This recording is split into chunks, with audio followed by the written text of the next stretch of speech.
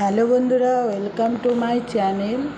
আজকে আমি একটা রেসিপি তোমাদের সাথে শেয়ার করছি। নিরামিষের দিনে যদি তোমরা আমি যেভাবে করলাম এইভাবে করো, খেতে অসাধারণ লাগে। তো আমার চ্যানেলটাকে যারা নতুন তারা সাবস্ক্রাইব করে দিও, আর পুরনো বন্ধু যারা তাদের অসংখ্য ধন্যবাদ আমার ভিডিও দেখার জন্য, কমেন্ট করার জন্য। তো চলো রান্নাটা এখন শুরু করব।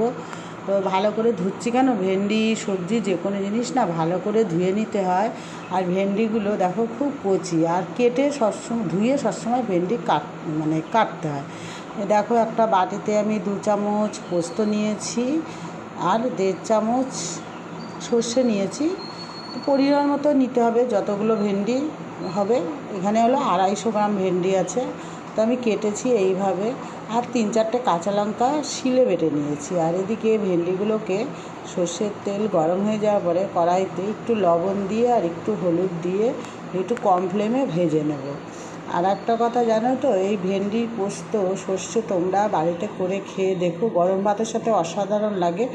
আমি যখনই কোনো নিরামিষের দিন হয় না, ভেন্ডি ঘরে থাকলে আমি এইভাবে পোস্ত আর সর্ষে দিয়ে ভাতটা খাই, খুব ভালো লাগে। একটা সুন্দর রেসিপি এটা। তো দেখো এইভাবে গ্যাস কম করে দিয়ে কম ফ্লেমে উল্টে পাল্টে ভেজে নিচ্ছি।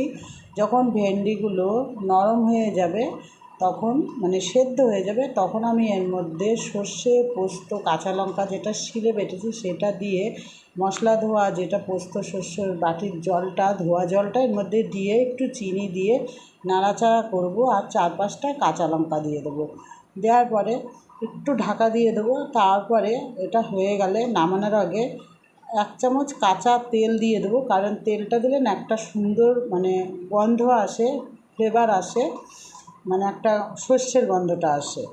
তো আমার হয়ে গেছে, এবার আমি নামিয়ে নেবো। একদম সিম্পল রেসিপি, খুব তাড়াতাড়ি হয়। তো দেখো গরম ভাতের সাথে অসাধারণ লাগে।